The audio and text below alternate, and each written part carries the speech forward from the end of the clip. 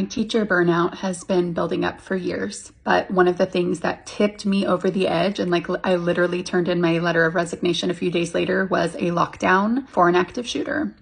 I did not know it was a lockdown, and that was my fault because I didn't read an email because I was out sick, and I knew in the email it said there's one coming up, but they don't like to tell you when because they want to catch you, so you can act like it's a real lockdown. So I acted like it was a real lockdown because I didn't know any better. I made sure I had my phone. That was my top priority.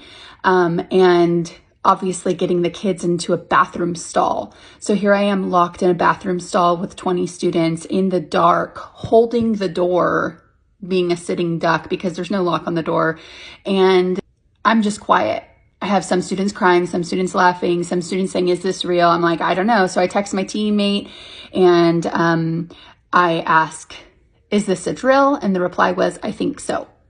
So this whole time, I don't know, 5 minutes, it seemed like years. This whole time I'm in the bathroom, I'm thinking, what do I do right now? Do I call my family?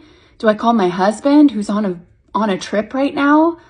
Who's going to pick up my kids? I mean, honestly, the life flashing before your eyes kind of moment. I'm just like, what am I doing here?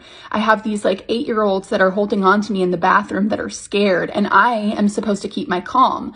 So I don't get shaky in my voice. I'm just like, this is probably a drill. We're just practicing to be safe. And in my head, I'm like, I have no idea. I'm just listening to see if I can hear anything. So finally, someone makes their rounds, knocks on the door and says, "Okay, you're all clear to come out." And I come out and I cannot help but have a shaky voice, but feel shaky and feel off. Oh my gosh, I cannot believe that just happened. And one of my little girls looks at me, and I will never forget this. She gave me a big hug, and she's on the verge of tears. And she said, "I thought we were going to die young today."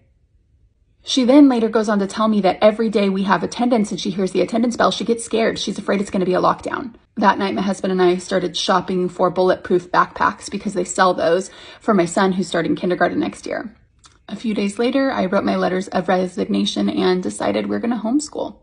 This is not the only reason, but this pushed me over the edge. And it's not my first time I've experienced a lockdown that I thought was incredibly real. The trauma that this puts on teachers and students is terrible. We need to practice it. We need to be prepared, but it's just an awful reality. And it's one that I don't want to be a part of. I know I cannot protect my kids from everything, but I don't want them in school right now.